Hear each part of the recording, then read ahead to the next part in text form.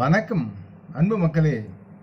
இந்த பதிவில் நாம் பார்க்க இருப்பது கன்னிராசியின் வாராந்திர கிரக ராசி பலன். இந்த செப்டம்பர் மாதம் 9ஆம் தேதி முதல் 15ஆம் தேதி வரை உள்ள கன்னிராசி பலன் பற்றி விரிவாக இப்பதிவில் நாம் பார்ப்போம். அன்பர்களே, இப்பதிவை பார்க்கும் கேட்கும் அன்பர்கள் யாவரும் லைக் செய்து சப்ஸ்கிரைப் செய்து பகிர்வது நலமாகும்.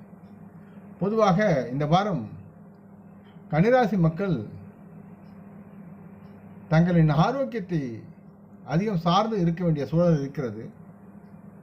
மற்றும் இவர்கள் தங்கள் ஆரோக்கியத்தை மேம்படுத்த நல்லதொரு முயற்சி செய்ய வேண்டிய காலகட்டமாகவும் இது இருக்கிறது. அதனால் கன்னிராசி மக்கள் இதை நன்றாக புரிந்து கொண்டால் அவர்களது வருங்காலம் அவர்களுக்கு நலமாக இருக்கும் என்று கிரக நிலைகள் தெரிவிக்கின்றன. பொதுவாக அதிர்ஷ்டம் என்பது ஒரு ஜாதகருக்கு சோம்பேறித்தனத்தை அறிமுகப்படுத்தும் என்பது இயற்கையான ஒரு உண்மையாகும். இதனால் மிகச்சிறந்த உங்களின் ஆரோக்கியத்திற்கான உங்கள் முயற்சிகளையும் நீங்கள் தொடர்ந்து சுறுசுறுப்புடன் செய்து உங்களுடைய தேகத்தை நலமாக பராமரிக்க வேண்டும் என்று கேட்டுக்கொள்கிறேன். கன்னிராசி மக்களாக நீங்கள் அரசாங்கத் துறையில் பணிபுரிவராக இருந்தால் இந்த வாரம் உங்களுக்கு முக்கியமானதாகவும் சிறப்பானதாகவும் இருக்கும் என்று நம்பப்படுகிறது.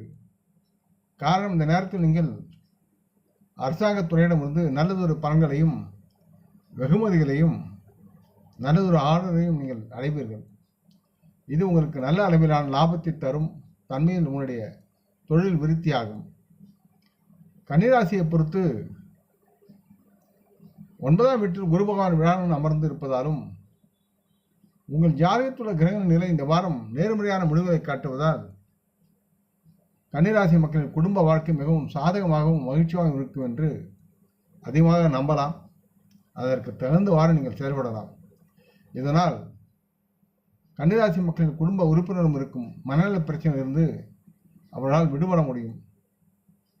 இதனால் தங்களின் உறவுகளிடம் நல்லதொரு புரிதலும் பழகும் தன்மையும் பரஸ்பர அன்பும் பாசமும் மேம்பட்டு குடும்பம் சுகமாகும். மேலும் தங்கள் குடும்ப உறவுகள் சுற்றிலும் மகிழ்ச்சியுடன் செயல்படுவார்கள். இந்த வாரம் நீங்கள் எடுத்த காரியத்தை நிறைவேற்றி விட்டீர்களா இல்லையா என்று புரியாமல் அவசரமாக வேலை செய்ய வாய்ப்புள்ளது. அந்த அவசரத்தை தவிர்த்து நிதானத்துடன் எல்லா செயலிலும் நீங்கள் ஈடுபட வேண்டும்.